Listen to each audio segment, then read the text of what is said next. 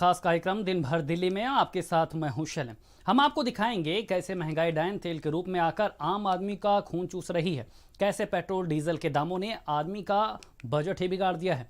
वहीं देखिए किसान महापंचायत में मारपीट के पीछे की पूरी कहानी, और आपको दिखाएंगे कैसे लाठी के दम पर वायरल हो गए चाट वाले चचा। यूपी से चलता है दिल्ली और दिल्ली से चलता है देश। दिन भर दिल्ली। पेट्रोल डीजल के दामों में लगातार बढ़ोतरी हो रही तो प्याज भी लोगों को रुला रहा है। रिपोर्ट देखिए। महंगाई से लोगों का हाल बेहाल, पेट्रोल डीजल की बढ़ी कीमतों से टेंशन, प्याज भी ला रहा आंखों में आंसू। आखिर कब मिलेगी राहत? पेट्रोल और डीजल की कीमतों में लगी आग बुझने का नाम ही नहीं ले रही है, तो अब प्याज भी रुला रहा है। पेट्रोल डीजल की कीमतें बढ़ने से हर कोई परेशान है।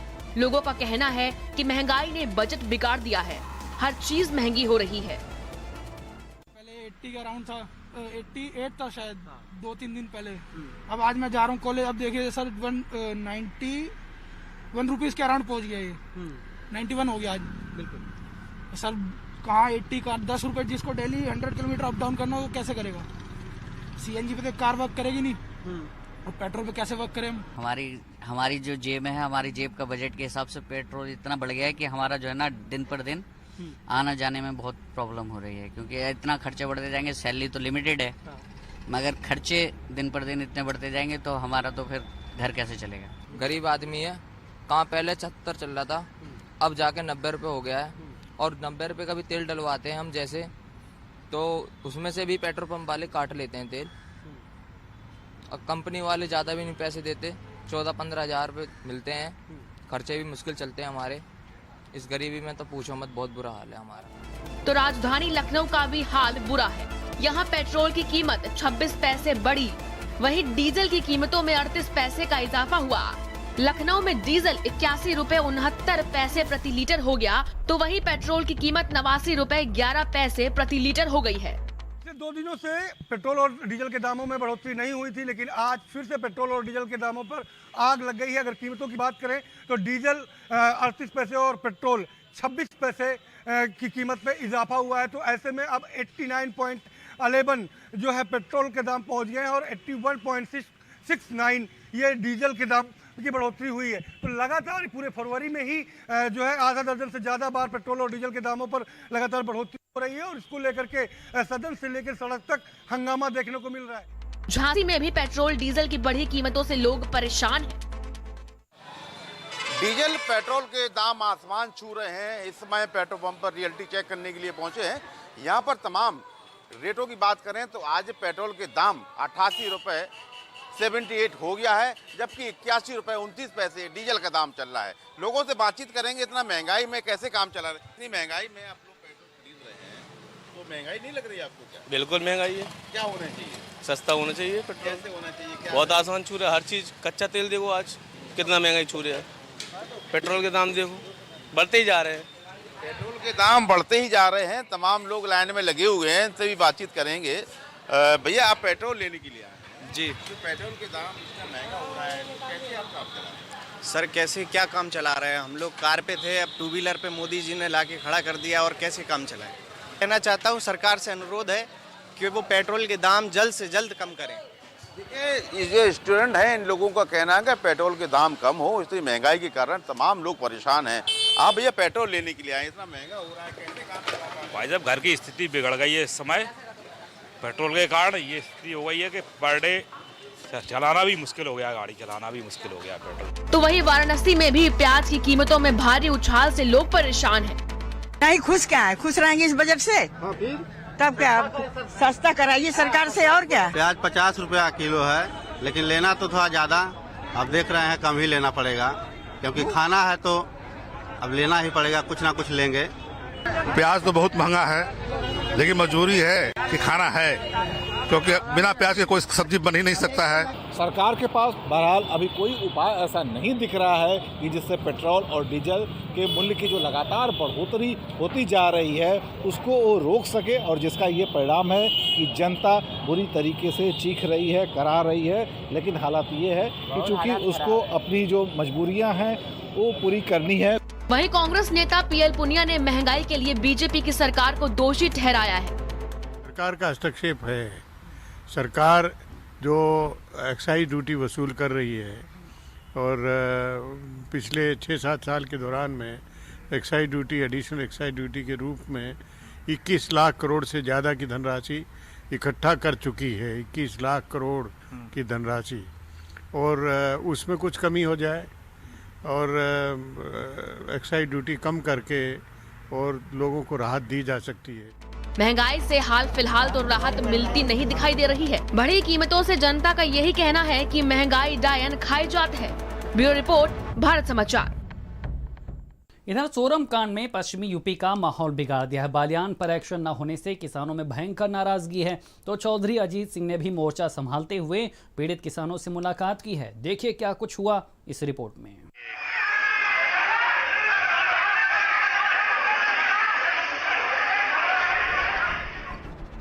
मुजफ्फरनगर में सोमवार को किसानों और भाजपा कार्यकर्ताओं के बीच झड़प हो गई थी, जिसमें कई किसान घायल हो गए। घटना के बाद सैकड़ों किसानों ने थाना घेर लिया था। सभी छत्तीस बिरादरी के भाइयों को इसमें एक हो जाना चाहिए। हम तो बीजेपी के थे, लेकिन पहले हमारा सम्मान है। जो हमारे सम्मान को ठेस पहुंचाएगा हम उसके साथ नहीं रह सकते। ये घटना शाहपुर के शोरम गांव में हुई। यहां केंद्रीय मंत्री संजीव बालियान अपने समर्थकों के साथ एक कार्यक्रम में आए थे। यहां जय जवान, जय किसान और भाजपा विरोधी नारे लगाए गए। इसके बाद किसान और भाजपा कार्यकर्ता आपस में भिड़ गए।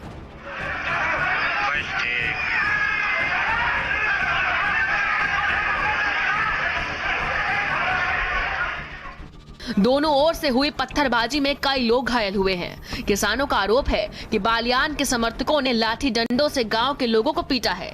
एक घर में घुसकर महिलाओं से अभद्रता भी की है। हम नारे लगाए थे किसान यूनियन जिंदाबाद, और कोई नारा नहीं लगा रखा था। उन्होंने कहा था संजीव बालियान जिंदाबाद।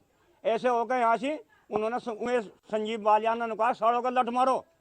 तो मैं उनकी जीप में खुद लठ थे, खुद पे तो लेकर आ रहे थे। मैं गुंडे थे 5-7, उन्होंने लठ बजे उन पे आके। वाले संजीव बालियान के लोग थे जो उसके गाड़ी में तो लिकड़ कर हथियार लेकर आए हुए। कोई फट्टी ले रहा था, कोई टंडे ले रहा था, कोई कैसे ले रहा था, और सब कोई कट्टा ले रहा था। सबके सिर फोड़ते चले गए। पुलिस वाले साथ थे, तीन पुलिस वाले ने हमारे क्वार तोड़े आकर। पुलिस वाले ने 3 नाका क्वार तोड़े हमारे। जो एक नंगा फेंक दी, मैं फिर दूसरा का मट गया। हाँ, मेरी गाल भी मारपीट हुई। जब मैं फेंक कर मार दी तो मारपीट नहीं हुई मेरी गाल। ये हो संजीव बालियान के आदमी, ऐसे ही हो संजीव बालियान। शोरम गांव में घटना के बाद किसानों ने पंचायत बुलाई, जिसमें इसके बाद सैकड़ों ग्रामीणों ने थाना घेर लिया। ग्रामीणों ने पुलिस से बालियान और उनके समर्थकों की गिरफ्तारी की मांग की है। राष्ट्रीय लोक दल के उपाध्यक्ष जयंत चौधरी ने घटना की तस्वीरें सोशल मीडिया पर शेयर की थी, जिनमें लोगों को काफी चोटें लगी हुई है। चौधरी ने कहा कि भाजपा किसानों के पक्ष की बात न करे, पर उनकी इज्जत तो करे। हम लोग एक हैं। किसान इन कानून को नहीं मान रहा। किसान का हित इन कानून से कहीं भी सुरक्षित नहीं है। वे आज डरे हुए हैं। वे सरकार से चाहते हैं, मांग करते हैं कि कानून को सरकार वापस ले। वहीं राष्ट्रीय लोकदल के राष्ट्रीय अध्यक्ष अजीत चौधरी शोरम गांव में पीड़ित किसानों से मिले और बीजेपी नेताओं की गिरफ्तारी को लेकर धरना भी दिया। साथ ही किसानों के साथ मारपीट की घटना को तानाशाही करार दिया है। केंद्रीय नेतृत्व में भाजपा को कहा है कि आप लोगों को समझाओ जाके, तो they should go and they should be ready to face questions and hostility and try to satisfy them, tell them. When they were asking गन्ने का दाम नहीं दिया क्या हुआ, तो आप नाराज क्यों हो रहे हो? तो फैक्ट नहीं दिया। आप बताओ उनको क्या कर रहे हो, आप क्या नहीं कर रहे हो। तो समस्या जो किसानों की है वो तो उठाएंगे। इतना परेशान है आदमी। ऊपर से सर तानाशाही नीचे तक आ चुकी। फिर कहते हैं, फिर आप भड़क जाते हो उस बात पे, और फिर आपने प्रशासन का इस्तेमाल किया उनको डराने के लिए, धमकाने के लिए।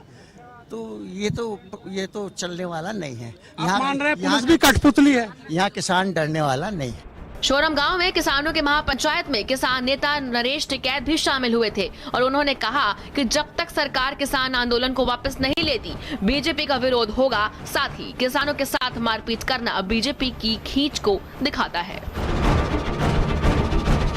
वहीं मुजफ्फरनगर के शोरम गांव में हुई मारपीट की घटना को केंद्रीय मंत्री संजीव बालियान ने राष्ट्रीय लोकदल के कार्यकर्ताओं की चाल बताया और उन्हीं लोगों की तरफ से मारपीट करने की बात कही। मेरी तो अपील है लोगों से, अपने मुजफ्फरनगर की जनता से, कि इन लोगों के बहकावे में ना आए। अगर ने पंचायतें करनी थी तो 2013 में करते हैं, जब शोरम में जब इमरान की चौखट पे हमें बेइज्जत किया गया, जब ये कहीं नहीं थे, जब ये कहीं नहीं आए। आज वो उन्हीं के साथ है, उन्हीं की पार्टी में। क्या शोरम के लोग इस बात को, मुझे लगता है शोरम के लोग इस बात को नहीं बोल सकते और न मैं इस बात को भूलने दूंगा कि हमारा अपमान किसने किया। महापंचायत के बाद उसमें अब महाभारत भी जुड़ गई है। किसानों को अपने अपने खेमे में लेने की नेताओं के बीच जंग है, लेकिन किसान इसे किस तरह से लेता है और पश्चिम की राजनीति में ये लड़ाई क्या रंग लाएगी, ये आने वाला वक्त बताएगा। स्पेशल रिपोर्ट, भारत समाचार। कोकीन कांड में गिरफ्तार बीजेपी नेता पामेला गोस्वामी के सैलून पर छापा पड़ा है। कोलकाता में न्यू टाउन के एक्सिस मॉल के सैलून में पुलिस ने छापा मारा। वहीं पुलिस के साथ साथ कोकीन कांड में पुलिस की किरकिरी भी कैसे हो रही, इस रिपोर्ट में देखिए।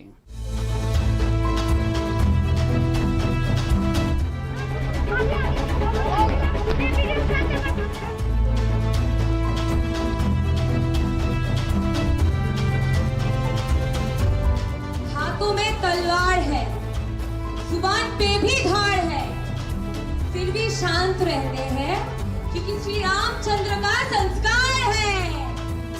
कोकीन, किरकिरी और कलह।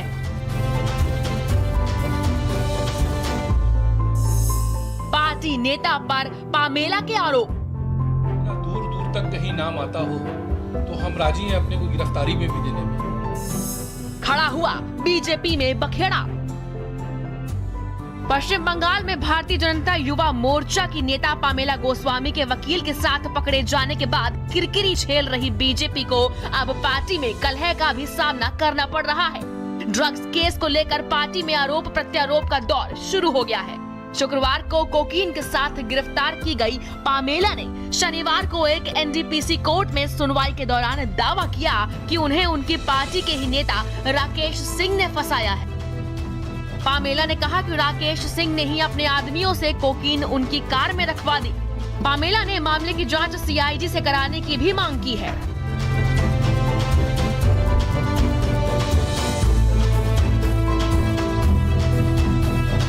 पश्चिम बंगाल में एक तरफ चुनावी संग्राम जोरों पे है तो दूसरी तरफ बीजेपी की अंदरूनी कलह खुल के सामने आ गई है। 100 ग्राम कोकीन ड्रग्स के साथ पकड़ी गई पामेला गोस्वामी अपनी ही पार्टी और राकेश सिंह पर खुद को फंसाने का आरोप लगा रही हैं। जिस राकेश सिंह पर पामेला ने खुद को फंसाने का आरोप लगाया है वो बीजेपी महासचिव कैलाश विजयवर्गीय के बेहद करीबी है और खुद का नाम इस ड्रग्स केस में आने पर इसे पामेला का झूठा आरोप बताते हुए कहा कि उन्हें बदनाम करने की कोशिश की जा रही है। राकेश सिंह ने कहा, किसी के खिलाफ शिकायत कर देना आसान है लेकिन साबित करना मुश्किल। वहीं पामेला बता सकती है कि मेरा नाम क्यों लिया। मैं सिर्फ इतना कह सकता हूँ कि मुझे बदनाम करने की ये सिर्फ साजिश है। मैं इस तरह की गंदी राजनीति में विश्वास नहीं रखता। फिलहाल बंगाल की सियासत में बीजेपी और टीएमसी के बीच जो घमासान चल रहा है उसमें सबसे बड़ा घमासान बीजेपी के खुद के नेताओं के बीच चल रहा है।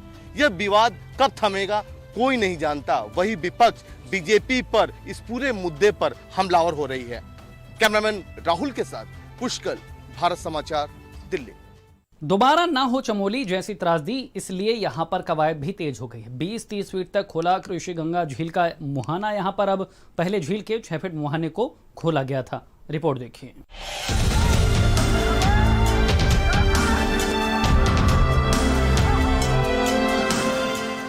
तपोवन त्रासदी के बाद हिमालयी क्षेत्र में बनी झील में अब तक एसडीआरएफ और वैज्ञानिकों का दल पहुंचा था। बीते कई दिनों से ये टीमें इस दुर्गम इलाके में कैंपिंग कर रहे थे।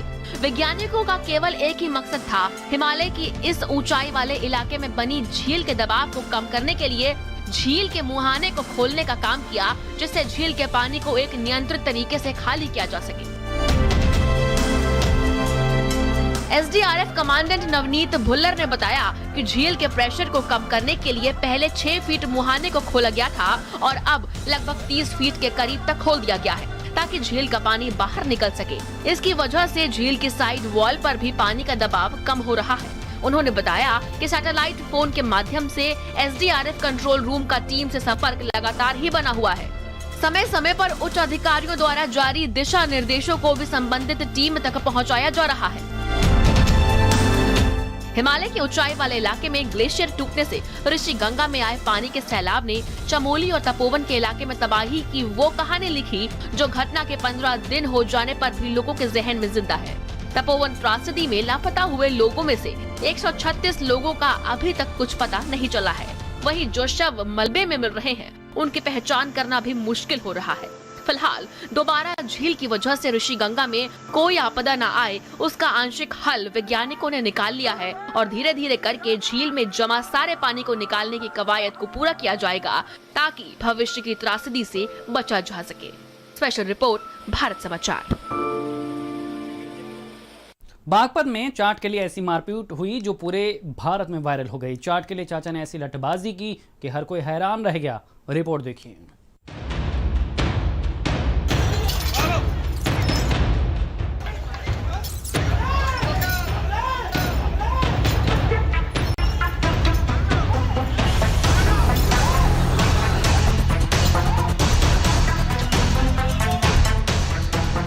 चाट के लिए भयंकर मारपीट।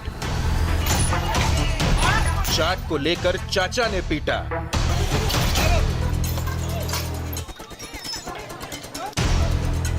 ऐसी लाठियां चली कि हाहाकार मच गया।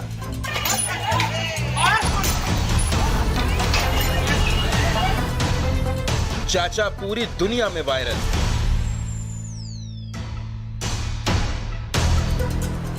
जमीन के लिए, दौलत के लिए, मान सम्मान के लिए, नाली के विवाद के लिए आपने अक्सर लोगों को लड़ते झगड़ते देखा होगा, मारपीट देखी होगी।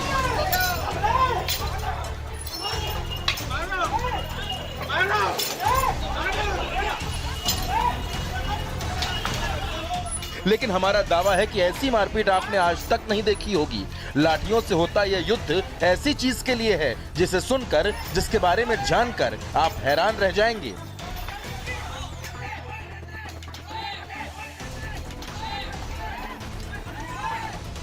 असल में बागपत में बड़ौद कोतवाली इलाके में अतिथि मार्केट में चाट के लिए मारपीट हो गई। बीच बाजार दुकानदारों के बीच लाठियां चल गईं।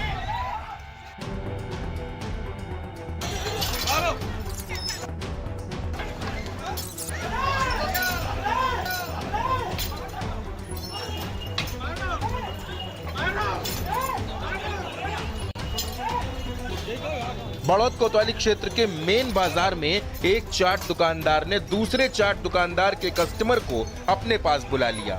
फिर क्या था, बाजार रणभूमि में तब्दील हो गई और ऐसी जंग छिड़ी कि जिसे मौका मिला बहती गंगा में उसने हाथ धो लिया। भैया गांगों के ऊपर हुआ जी। गांव को बुलाते हैं जी। क्या किस तरह बुलाते हैं? क्या भैया आज रात को बनावे, हमारे माल भी वापसी करवा दें।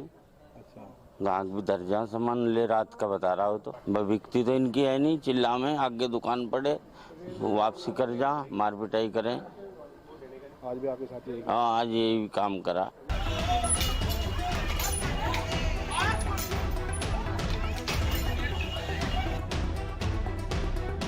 और इस वीडियो पर खूब फनी मीम्स वायरल हो रहे हैं और झगड़े में मुख्य किरदार निभाने वाले चाचा को लोग व्यंग करते हुए इसका हीरो बता रहे हैं। कुछ लोग इस शख्स की हेयर स्टाइल की तुलना साइंटिस्ट अल्बर्ट आइंस्टीन से कर रहे हैं। मारपीट के लगभग 5 मिनट के वीडियो में हरे रंग का कुर्ता पहने और बड़े बालों वाले चाचा सब पर भारी पड़े और उन्होंने कई लोगों को पीटा और अब चाचा वायरल हो गए हैं।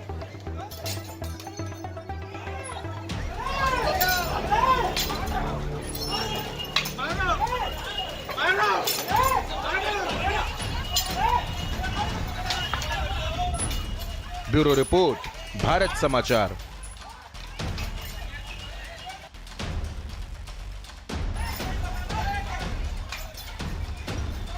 एसिडिटी, गैस, खट्टी डकार